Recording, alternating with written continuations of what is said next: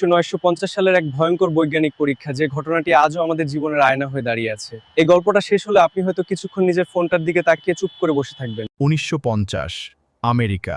বিজ্ঞানীরা একটি ইঁদুরকে রাখলেন একটি কাচের খাঁচায়। খাঁচার ভেতরে ছিল একটা লাল বোতাম। ব্যবস্থা খুব সহজ।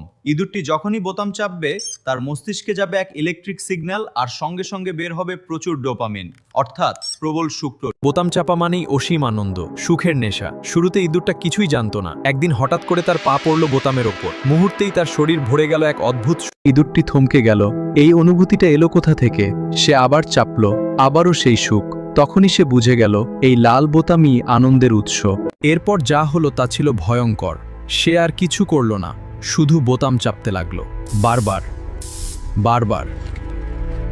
যখন সুখ জীবনের চেয়েও বড়, বিজ্ঞানীরা পরীক্ষা কঠিন করলেন। খাঁচায় রাখা হলো দামি খাবার, তার নিঃসঙ্গতা দূর করতে আনা হলো একটি স্ত্রী ইঁদুর।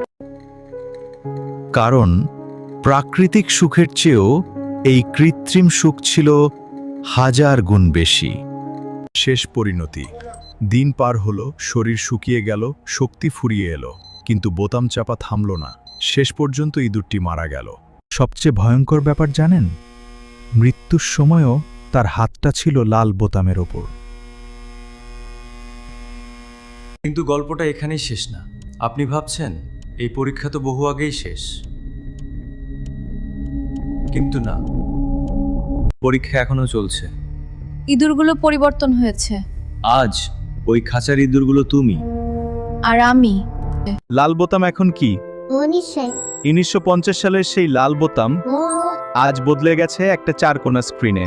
একটু ভাবুন, খাবারের সময়ও কি আমরা স্ক্রিনে সুখ খুঁজি না? পাশের মানুষটাকে উপেক্ষা করে স্ক্রলে ডুবে থাকি না? রাত 2টায়ও কি আর 5 মিনিট বলে স্ক্রল? ইঁদুরটা যেমন সুখের নেশায় জীবন দিয়েছিল, আমরাও কি প্রতিদিন আমাদের সময়, মন আর জীবন এই চারকোনা জিনিসটার কাছে ধীরে ধীরে হারিয়ে দিচ্ছি না?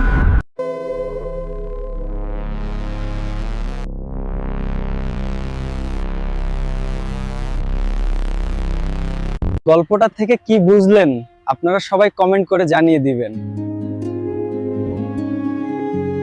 हो गया वे संतूर इश्क तेरे दा नशा हो